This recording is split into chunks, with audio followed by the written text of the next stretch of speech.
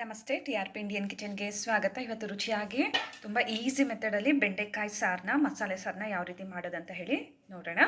ಮೊದಲಿಗೆ ಮಸಾಲೆ ರೆಡಿ ಮಾಡ್ಕೊಂಬಿಡೋಣ. ನಾನೊಂದು ಸ್ವಲ್ಪ ತೆಂಗಿನಕಾಯಿನ ಕಟ್ ಮಾಡಿ ಎತ್ತಿಟ್ಕೊಂಡಿದ್ದೇನೆ. ಹಾಗೆ 3 ಈರುಳ್ಳಿ, ಹಾಗೆ ಒಂದು 4 ಟೊಮೆಟೊ, ಸ್ವಲ್ಪ ಹುಣಸೆ ಹಣ್ಣು. ಇದಿಷ್ಟನ್ನು ನಾವು ಮಿಕ್ಸಿ ಜಾರ್ನಲ್ಲಿ ಹಾಕಿ ರುಬ್ಬಿ ಮಸಾಲೆನ ರೆಡಿ ಮಾಡ್ಕೊಂಬಿಡೋಣ. ಈಗ ಎಲ್ಲ ಮಿಕ್ಸಿ ಜಾರ್ಗೆ ಹಾಕ್ಕೊತಾ ಇದ್ದೇನೆ.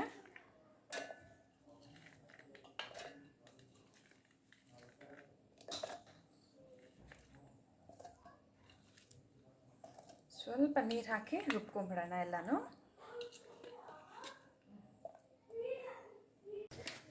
ಈಗ ಒಂದು ಪಾತ್ರೆ ಇಟ್ಟಿದ್ದೇನೆ, ಮಸಾಲೆ ಎಲ್ಲ ರುಬ್ಬಾಗಿದೆ. ಈಗ ಒಗ್ಗರಣೆ ಹಾಕ್ಕೊಬಿಡೋಣ. ಸ್ವಲ್ಪ ಎಣ್ಣೆ ಹಾಕಿದ್ದೀನಿ. ನಾನು ಮೊದಲೇ ಬೆಂಡೆಕಾಯಿನೆಲ್ಲ ಚೆನ್ನಾಗಿ ತೊಳೆದು ಒರೆಸಿ ಅದನ್ನು ಫ್ರೈ ಮಾಡಿ ಎತ್ತಿಟ್ಕೊಂಡಿದ್ದೀನಿ. ಜಸ್ಟ್ ಡ್ರೈ ಫ್ರೈ ಮಾಡಿದ್ದೀನಿ, ಚೆನ್ನಾಗಿ ಹುರ್ಕೊಂಡಿದ್ದೀನಿ ಬೆಂಡೆಕಾಯಿನ. ಹಾಗಾಗಿ ನಾನು ಡೈರೆಕ್ಟಾಗಿ ಈಗ ಒಗ್ಗರಣೆಗೆ ರೆಡಿ ಮಾಡಿದ್ದೀನಿ. ಹಾಗೆ ಎಣ್ಣೆ ಬಿಸಿ ಆಗಿದೆ. ಈಗ ಸ್ವಲ್ಪ ಸಾಸಿವೆ ಹಾಕೊಂಡ್ಬಿಡೋಣ.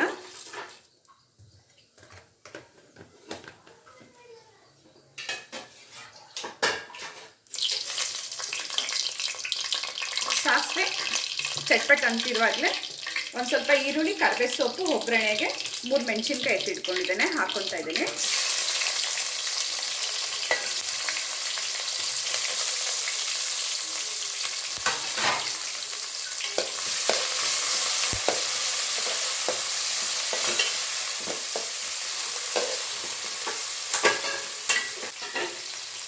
ಹಾಗೆ 1 ಟೊಮೆಟೊನ ಸಣ್ಣದಾಗೆ ಕಟ್ ಮಾಡಿ ಎತ್ತಿಟ್ಕೊಂಡಿದ್ದೀನಿ, ಅದನ್ನು ಹಾಕ್ಕೊಂಬಿಡೋಣ. ಈರುಳ್ಳಿ ತುಂಬ ಫ್ರೈ ಆಗಬೇಕಂತ ಏನಿಲ್ಲ, ಸ್ವಲ್ಪ ಹಾಗೆ ಒಗ್ಗರಣೆಗೆ ಎಣ್ಣೆನಲ್ಲಿ ಸ್ವಲ್ಪ ಬಣ್ಣ ಚೇಂಜ್ ಆದರೆ ಸಾಕು. ಸ್ವಲ್ಪ ಅರಿಶಿನದ ಪುಡಿ ಹಾಕೋಣ, ರುಚಿಗೆ ತಕ್ಕಷ್ಟು ಉಪ್ಪು,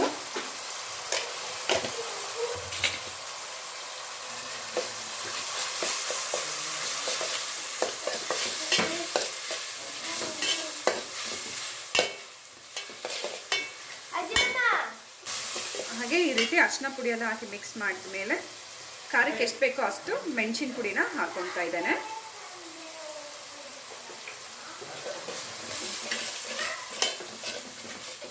ಈ ರೀತಿ ಮೆಣಸಿನ ಪುಡಿ ಹಾಕಿ ಚೆನ್ನಾಗಿ ಟೊಮೆಟೊ, ಈರುಳ್ಳಿ ಜೊತೆ ಫ್ರೈ ಮಾಡ್ಕೊಂಡೋಣ.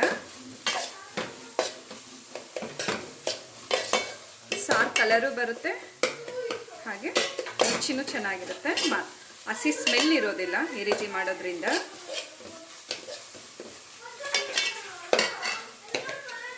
ಈಗ ನಾವು ರುಬ್ಬಿ ಎತ್ತಿಟ್ಕೊಂಡಿರೋ ಅಂಥ ಮಸಾಲೆನ ಹಾಕ್ಬಿಡೋಣ.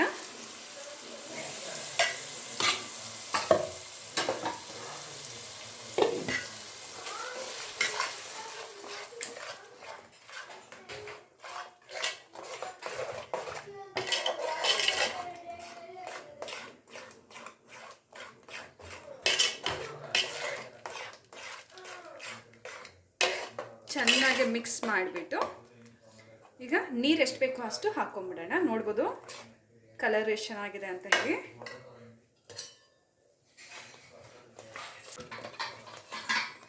ಈಗ ನೀರು ಹಾಕ್ತಾ ಇದ್ದೇನೆ.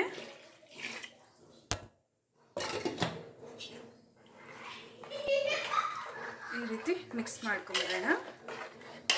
ಈಗ ಎಷ್ಟು ತೆಳು ಬೇಕೋ ಅಷ್ಟು ತೆಳುಗೆ ನೀವು ನೀರು ಎಷ್ಟು ಬೇಕೋ ಅಷ್ಟು ಹಾಕೋಬೋದು.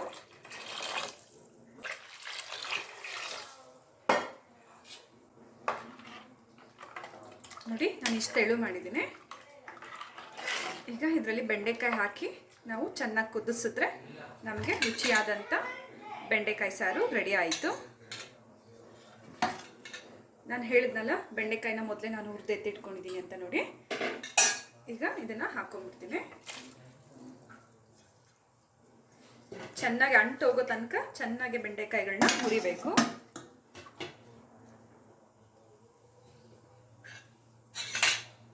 ಈಗ ಮಿಕ್ಸ್ ಮಾಡ್ಕೊಂಬಿಡೋಣ. ಸಾರು ಒಂದು 2 ನಿಮಿಷ ಕುದ್ದ ಮೇಲೆ ಸ್ಟವ್ನ ಆಫ್ ಮಾಡೋಣ. ಈಗ ಉಪ್ಪು ಖಾರ ನೋಡ್ಕೊಳ್ಳಿ, ಉಪ್ಪು ಖಾರ ಬೇಕಿದ್ರೆ ನೀವು ಆ್ಯಡ್ ಮಾಡ್ಕೋಬೋದು. ಇನ್ನು ಚೆನ್ನಾಗಿ ಕುದೀತಿದೆ, ನೋಡ್ಬೋದು. ಈಗ ಚೆನ್ನಾಗಿ ಕುದ್ದಿದೆ. ಇನ್ನೊಂದು 2 ನಿಮಿಷ ಕುದ್ರೆ ಸ್ಟವ್ನ ಆಫ್ ಮಾಡ್ತೀನಿ. ಈಗ ಚೆನ್ನಾಗಿ ಸಾರು ಕುದೀತಿದೆ. ಈಗ ನಾನು ಸ್ಟವ್ ಆಫ್ ಮಾಡ್ತೀನಿ. ನೋಡಿದ್ರಲ್ಲ ಬೆಂಡೆಕಾಯಿ ಸಾರನ್ನ ಎಷ್ಟು ಈಸಿಯಾಗಿ ರುಚಿಕರವಾಗಿ ಮಾಡ್ಕೋಬೋದು ಅಂತ ಹೇಳಿ. ನೀವು ಟ್ರೈ ಮಾಡಿ ಹೇಗೆ ಬಂತಂತ ಹೇಳಿ ಕಮೆಂಟ್ ಮಾಡಿ. ಇನ್ನೂ ಹೊಸ ರೆಸಿಪೀಸ್ಗಾಗಿ ಈಗಲೇ ಚಾನಲ್ನ ಸಬ್ಸ್ಕ್ರೈಬ್ ಮಾಡ್ಕೊಬಿಡಿ.